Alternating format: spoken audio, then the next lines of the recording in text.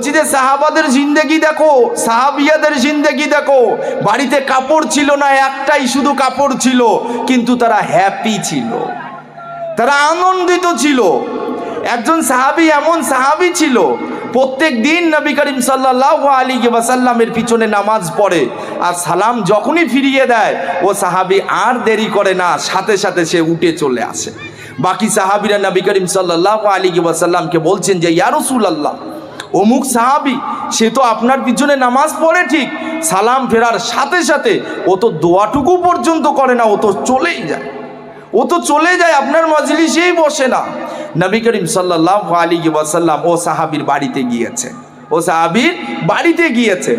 বাড়িতে গিয়ে দরজায় আওয়াজ দিচ্ছে, দরজায় আওয়াজ দিচ্ছে, সালাম দিচ্ছেন, 1 2 3 বার সালাম দিচ্ছেন, কোনো উত্তর নেই, কোনো উত্তর নেই।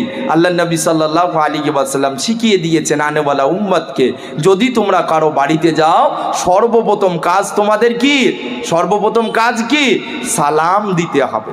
আর আমরা তো সালাম ভুলে গিয়েছি, আমরা তো সালাম ভুলে গিয়েছি। আজকে চেনা চেনাতে সালাম হয়, যাদের মুখ চেনা আছে তাদেরকেই তারা সালাম দেয়, যাদেরকে অচেনা তাদেরকে সালাম বলছি যে দিতে মন হয় কেমন মনে হয়, কেমন কেমন মনে হয়। নবীজি বলেছেন নিজেদের মধ্যে সালামকে প্রচার এবং প্রসার করো, তো তোমাদের নিজেদের মধ্যে মোহাব্বত বাড়বে, তোমাদের নিজেদের মধ্যে মোহাব্বত বাড়বে। সালাম কেমন করে দেয়? আসসালামু আলাইকুম ওয়া রাহমাতুল্লাহি ওয়া বারাকাতুহু। এর মানে কি? এর মানে কি বলো? আল্লাহ তোমার উপরে শান্তি বর্ষিত করুক, তোমার উপরে শান্তি বর্ষিত করুক, তোমার উপরে রহমত বর্ষিত করুক, তোমার উপরে বরকত দান করুক। এ কথাটা বলা খারাপ না ভালো? হ্যাঁ, এ কথাটা বলা ভালো না খারাপ? ভালো। কিন্তু আমাদের মধ্যে ও ভালো কাজটা নেই, আমাদের মধ্যে ও ভালো কাজটা নেই। নবী করিম সাল্লাল্লাহু আলাইহি ওয়াসাল্লামের জামানায় বাচ্চার মুখে সালাম ছিল, যার কারণে তাদের একে অপরের মধ্যে মোহাব্বত ছিল, একে অপরের মধ্যে ভালোবাসা ছিল। আজ আমরা একে অপরকে সালাম দেওয়া ভুলে গিয়েছি, যার কারণে পাশের বাড়ির লোকের সাথে পাশের বাড়ির কথাটুকু পর্যন্ত নেই। আর নবীজি বলে দিয়েছেন, আজকে থেকে আয়াত করে যাই, যদি কারো কথা বন্ধ থাকে, নবীজি বলেছেন যে ব্যক্তি, যে আমার উম্মত 3 দিনের বেশি একজন অপরজনের সাথে কথা বলা বন্ধ করে দেবে, বলছি যে সে আমার উম্মতের মধ্যে না, সে আমার উম্মতের মধ্যে নয়। এই জন্য এখনো সময় রয়েছে, যদি কারোর সাথে কারো কথা বন্ধ থেকে থাকে, আমরা যদি কথা নাও বলি, কমসে কম সর্বপ্রথম কি করব? সালামটা তাকে দেব। আর যে ওয়ালাইকুম আসসালাম ওয়া রাহমাতুল্লাহি ওয়া বারাকাতুহু, ও যে আমার সালামের উত্তরটা দেবে, এর মানে কি? এর মানে ওইটা যে আল্লাহ তোমারও উপরে রহমত বর্ষিত করুক, তোমারও উপরে শান্তি বর্ষিত করুক, তোমারও উপরে আল্লাহ পাক বরকত দান করুক। তো আমরা সবাই একে অপরকে সালাম দেবো ইনশাআল্লাহ। বলছি যে নবী করিম সাল্লাল্লাহু আলাইহি ওয়াসাল্লাম ও সাহাবীর বাড়িতে 3 বার সালাম দিয়েছে, কিন্তু উত্তর আসেনি।